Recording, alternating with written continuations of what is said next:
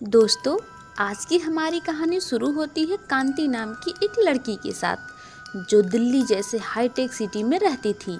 उसकी उम्र तकरीबन 18-19 साल की रही होगी, मगर इतनी ही उम्र में वह बहुत सारी ठोकरें खा चुकी थी।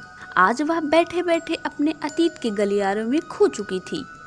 सब लोग समझते हैं कि सारी गलती मेरे पापा की थी, लेकिन मुझे मालूम है कि मेरे पापा की गलती बस इतनी थी कि उन्होंने हद से ज़्यादा मुझसे प्यार किया था और बहुत छूट दे रखी थी। कांति अपनी 3 बहनों में सबसे बड़ी थी, लेकिन इसके बावजूद भी कांति के मम्मी पापा को बेटा होने का कोई मलाल न था। कांति की दादी हमेशा फ़ोन पर उन्हें कहा करती थी, 3 बेटियां हो गई हैं, एक बेटा हो जाता तो वंश पूरा हो जाता। थोड़ी दवा पानी करा ले और हो सके तो दुआ भभूत भी। बेटियां तो घर की लक्ष्मी होती हैं माँ, और आप ही इस तरह कहोगी तो कैसे काम चलेगा। माँ तुम भी ना, ऊपर वाले ने हमें तो औलाद दी है ना, फिर किस चीज़ की दवा दुआ कराऊं। कांति के माँ बाप का इस तरह जवाब सुनकर उसके सारे रिलेटिव उससे नाराज हो जाया करते थे, लेकिन इसके बावजूद कांति के माँ बाप और उसकी तीनों बहनें अपने परिवार में बहुत खुश थीं। कोई कुछ भी कहे, हमें फर्क नहीं पड़ता। हम अपनी 3 बेटियों को खूब पढ़ाएंगे और इन्हें एक कामयाब इंसान बनाएंगे। हाँ कांति की माँ, तुम ठीक कह रही हो। मैं भी यही सोच रहा हूँ। अब कल से ड्यूटी से आने के बाद मैं रात को एक जगह पहरेदारी कर लिया करूँगा, जिससे थोड़ी बहुत इनकम और हो जाया करेगी। हाँ, मैं भी सोच रही हूँ कि सिलाई करने के साथ साथ कुछ बच्चों को सिलाई भी सिखाऊं, जिससे घर में साग सब्जी के खर्चे तो मैं देख ही लूं। इस तरह कांति के पापा सुबह ड्यूटी जाते और रात में पहरेदारी करते, और उसकी माँ सिलाई करने के साथ साथ कुछ लड़कियों को सिलाई भी सिखाने लगी। अब सब कुछ बहुत अच्छा चल रहा था। कांति अपने छोटी बहनों के साथ स्कूल जाती, फिर वापस आकर सब लोग अपने अपने होमवर्क करने में जुट जाते। लेकिन तभी अचानक से स्कूलों में छुट्टियां हो गई और कोरोना वायरस की वजह से यह छुट्टियां लगातार बढ़ती गईं। अब स्कूल में ऑनलाइन क्लास चलने लगी थी, तो एक दिन कांति अपने पापा से बोली, पापा, वो सारी क्लास ऑनलाइन होती है, तो हमें एक मोबाइल दिला देते जिससे हम लोग अपना सारा होमवर्क कर लेते। हाँ बेटी, हमें पता है। तुम्हारे कहने से पहले ही हमने मोबाइल ऑर्डर कर दी है। कल या परसों में तुम्हें तुम्हारी मोबाइल मिल जाएगी। इस तरह अब कांति को पढ़ाई के वास्ते उसके माँ बाप ने उसे एक मोबाइल दे दी। कांति के पापा दिन भर अपने काम में व्यस्त रहते और माँ सिलाई सेंटर में बिजी रहती। कांति की दोनों बहन तो थोड़ी देर में अपना सारा काम मोबाइल से निपटा देती और थोड़ा मोड़ा कार्टून देखकर मोबाइल अपनी बहन कांति को दे देती। सारा दिन मोबाइल कांति के हाथों में ही रहता। कांति ने अपने टाइम पास के लिए कई सारे सोशल मीडिया ऐप अपने मोबाइल में डाउनलोड कर लिए। अब वह अपना ज़्यादातर टाइम फेसबुक, इंस्टाग्राम, यूट्यूब पर देती। कांति का अब ज़्यादातर टाइम चैटिंग में ही बीतता। इसी बीच उसके फेसबुक अकाउंट पे साहिल नाम के एक लड़के की फ्रेंड रिक्वेस्ट आई। मस्ती के उन्माद में कांति ने उस फ्रेंड रिक्वेस्ट को स्वीकार कर लिया। शुरुआत में बात हेलो हाय से आगे बढ़ी, फिर दोनों ने नंबर एक्सचेंज कर लिया। वो पहला दिन जब साहिल ने कांति को फ़ोन किया। हेलो मिस कांति, इतने दिन के नानुकुर के बाद फाइनली आपने अपना फ़ोन नंबर दे ही दिया। पहले तो उसके लिए थैंक्स। आज मैं बहुत खुश हूँ। आज पहले दिन मैं आपकी आवाज़ सुनूंगा। अब रुक भी जाओ, हमको भी बोलने दोगे या खुद ही बोलते रहोगे? ऐसे तो तुम मेरी आवाज़ सुन ही नहीं पाओगे। वाओ, जैसा मैंने सोचा था उससे भी प्यारी आवाज़ है आपकी। सच में बहुत स्वीट वॉइस है आपकी।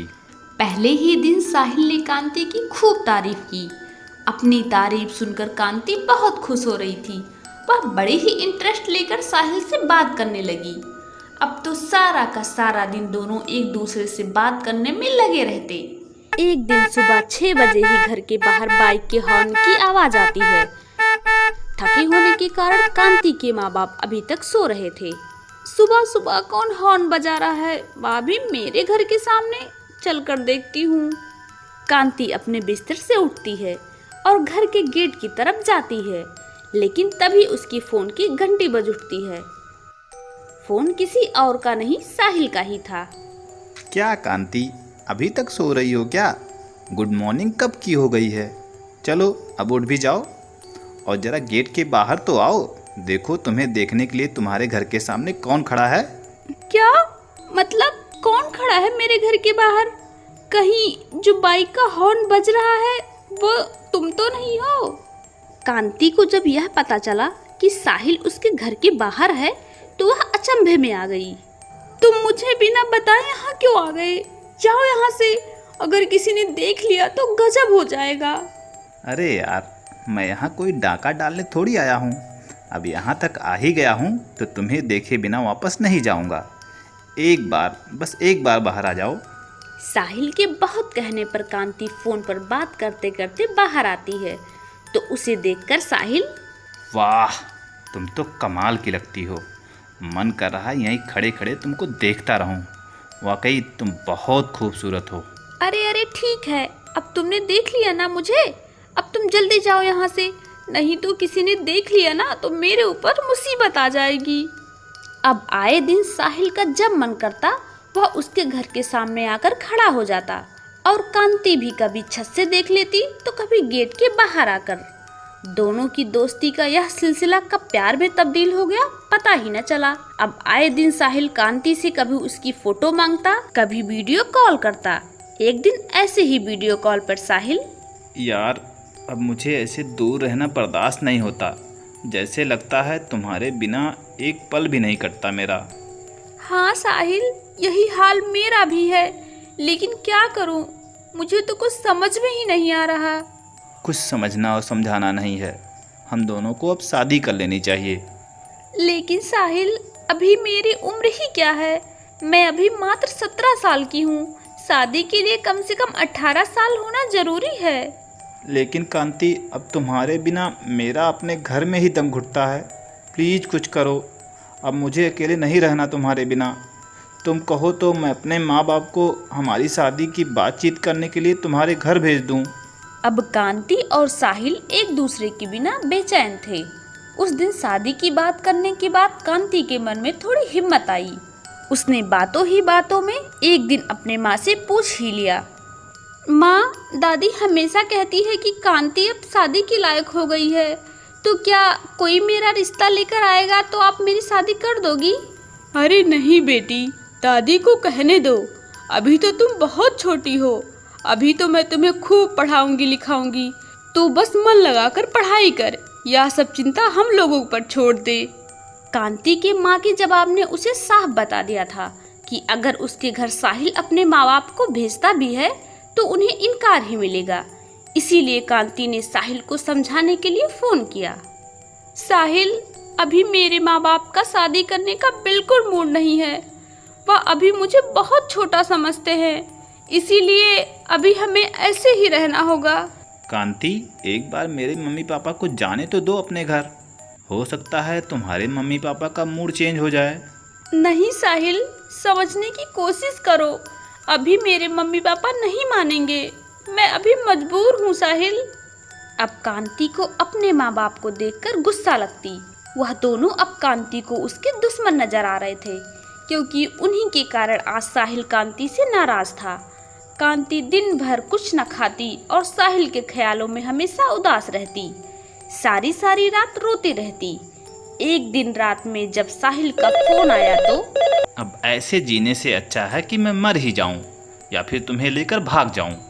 नहीं साहिल, हम ऐसा कुछ नहीं करेंगे, हमें कुछ दिन और इंतजार करना होगा। कांति, मैं तुम्हें ऐसा रोता नहीं देख सकता। हमें अब बिना देर किए कुछ न कुछ सोचना होगा। साहिल कांति को हासिल करने के लिए तरह तरह की दलीलें दे रहा था। कांति भी अब साहिल के साथ सपनों में उड़ान भर रही थी। दोस्तों, क्यों पड़ा है साहिल कांति के इतना पीछे? क्या वाकई साहिल कांति से प्यार करता है और उसे अपना जीवन साथी बनाना चाहता है, या यह कोई चाल है? क्या कांति साहिल के बहकावे में आकर अपने मम्मी पापा के खिलाफ जाकर उसके साथ भाग जाएगी? आखिर क्या होने वाला है कांति के साथ, यह सब देखेंगे हम अपनी कहानी के अगले भाग में। दोस्तों, अगर आप हमारे चैनल पर नए हैं तो जाने से पहले हमारे चैनल को सब्सक्राइब करें और अच्छी अच्छी कहानियाँ देखने के लिए बेल आइकन दबाना बिल्कुल ना भूलें। तो दोस्तों मिलते हैं अगली कहानी में। धन्यवाद।